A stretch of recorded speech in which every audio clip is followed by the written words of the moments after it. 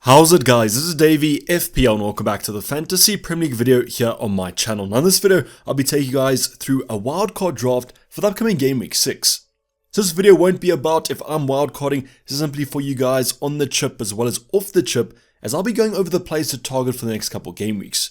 Now as always with every draft, I go over the bread and butter, that's going to be the fixtures. I'll be detailing why you guys might be wildcarding, and if you are wildcarding, what teams to target for those FPL drafts.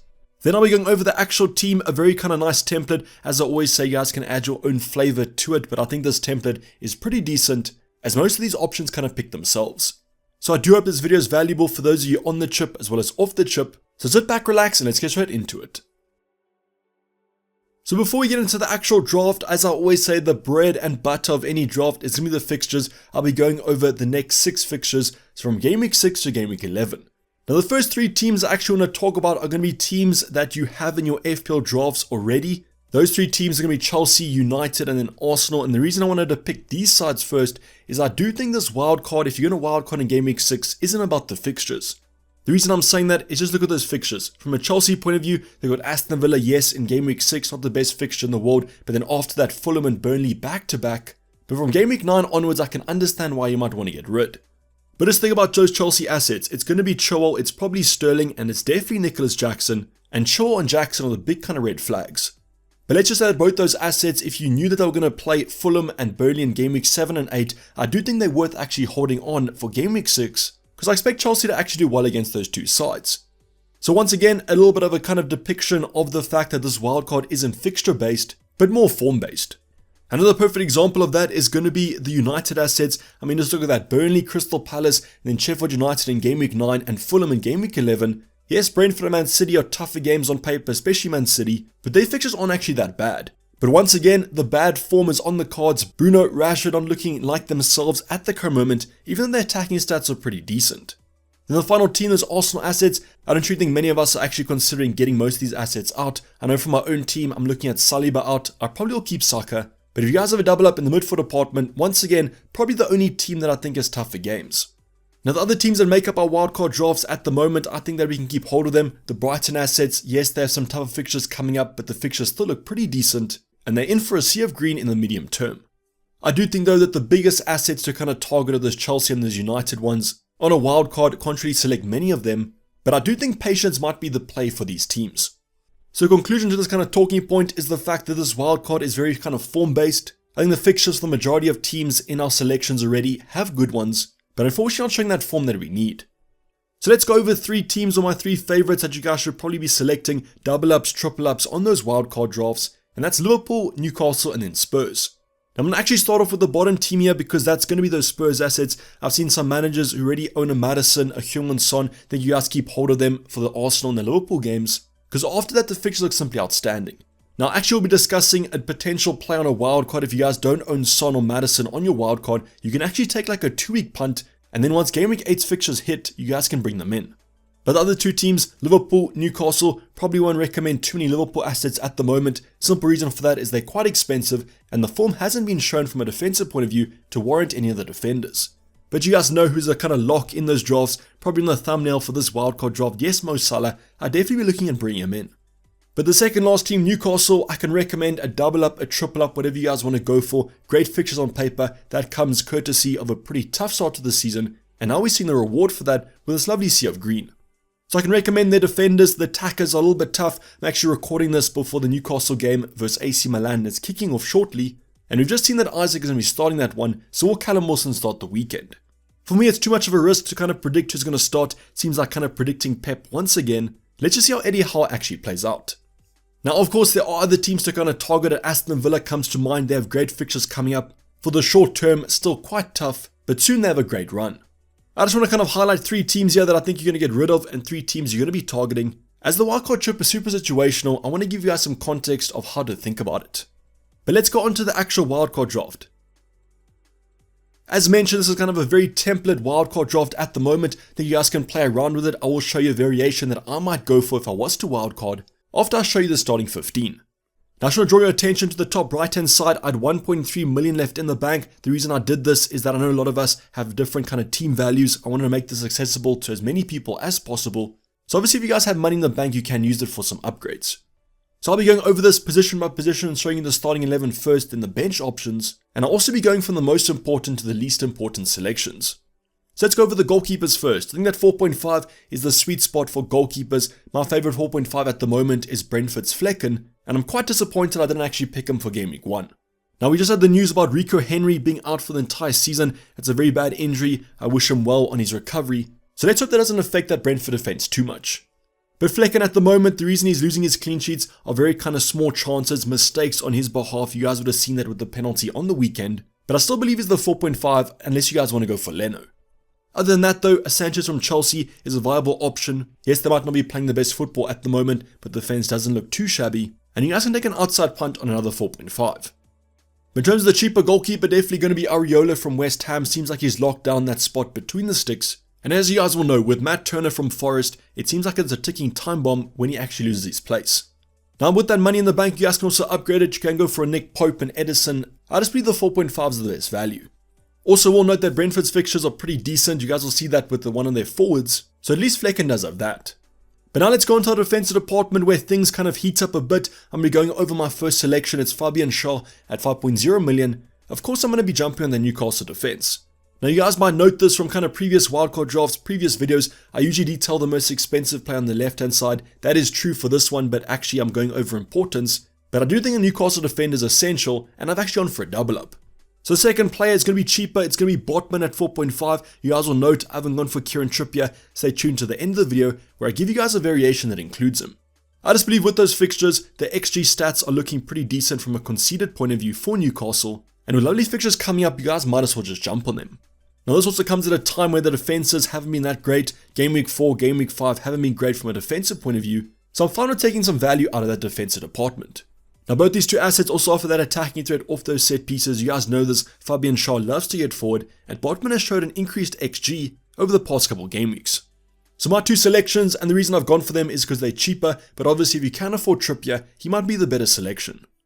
Now my next two defenders, I'm actually going to group them together because I do think they rotate quite nicely. It's a Stupinan and also Dogi from Spurs. Now yes, these two picks might be pretty templated. You might be asking me, Dayvy, I have these two players in my draft already, but just because you own them doesn't mean that you have to take every player out. Now the reason I've gone for these two selections is, as noted, Spurs have Arsenal, then Liverpool, probably going to be benching a Dogi for the next 2 weeks, and a Stupinan's fixtures are fine to actually play then. Then we can sub a Dogi in for that lovely run, but then a Stupinan has lovely fixtures as well, and both these two options have that massive attacking threat. So yes, you guys can go for cheap alternatives. I'll show you one at the end of this video, but these two selections I really like in my team. So I consider this to be kind of a back four, but only 3 will be playing from 1 week to the next. Newcastle will be for the next 2 weeks alongside a Stupinan. Then a Dogi will come in from game week 8 onwards with lovely fixtures. Then you can sub a Stupinan back in when the fixtures improve. I just believe the attacking threat is going to be there for these last two selections. The clean sheet threat is there from the Newcastle point of view. It's kind of a perfect combination. Let's hope that perfect combination flows into our midfield department. The first player, he just looks so happy in my starting 11. I almost want him in my selection. It's going to be Mo Salah at 12.5 million. So yes, very expensive. We mentioned this continuously throughout the preseason. Is he worth it? Is he actually going to be getting points? The answer is yes. Is he worth it? That's a little bit of a debate, but he has been keeping up with Erling Haaland this season. I just believe a lot of other kind of midfielders at the more expensive price tags, your Brunos, your Rashfords, haven't been performing, and therefore we've gone back to Salah at his more expensive price tag. So the consistency rules over here. Yes, he hasn't been scoring that many goals, but he's quite creative this season, which you always love to see. So if I was to personally use the wildcard chip, I would definitely have Salah in my selection. He's worth it if you guys are going to rearrange your entire team. And the Liverpool fixtures, as mentioned, are pretty decent. The next player to talk about is going to be a mainstay, probably in your draft already. It's going to be Bukayo Saka from Arsenal. I just believe with those fixtures for the short term, he's a fine hold. Then you guys can always shift the funds around when the fixtures get tougher. I just think Arsenal playing a fine brand of football at the moment. I trust him more than kind of the United options. However, you guys can sub him in Rashford if you guys prefer him. I think Saka is very kind of a contentious point on a wildcard because the form has been there this season, but the fixtures in the short term aren't that great. The next player though, the fixtures look pretty strong, the form is pretty strong, and he's quite cheap. It's Mbeumo from Brentford, and I think he's worth the value. I picked him in game week 1, I'll pick him again if I was to rearrange my team, and that's why he's going to be in my wildcard draft. I just think he stepped up perfectly adequately in the space of Ivan Toney's absence. is on penalties. Brentford attack pretty well, even though they had a tough game on the weekend against Newcastle. Staying on the kind of cheaper bandwagon, I'm going to go for Dayvy from Aston Villa. Now I know I've just said that Aston Villa's fixtures for the short term aren't that great, but they do improve quite shortly. And at his cheaper price point, you're not investing in kind of an Ollie Watkins at 8.0 million here. He's a very cheap option, and that's why I don't really mind giving him these tougher games before that nice sea of green. I'll also note that Dayvy almost looks like the best Aston Villa attacker at the moment, needs one chance to score unlike an Ollie Watkins, and he's actually been getting a few. So Mbeumo and Dayvy are my kind of cheap alternatives. They allow me to afford a Mo Salah, and that's why I'm fine with getting them. Now my last midfielder selection is a little bit kind of contentious, might be slightly controversial, but as I mentioned with those Spurs assets, I'm banking on the fact that they have two tough games against Arsenal and also Liverpool. So my last midfielder isn't going to be a James Maddison, it's not going to be a Heung-min Son, it's actually going to be a Phil Foden, as I believe you guys should capitalize on these next two for Man City.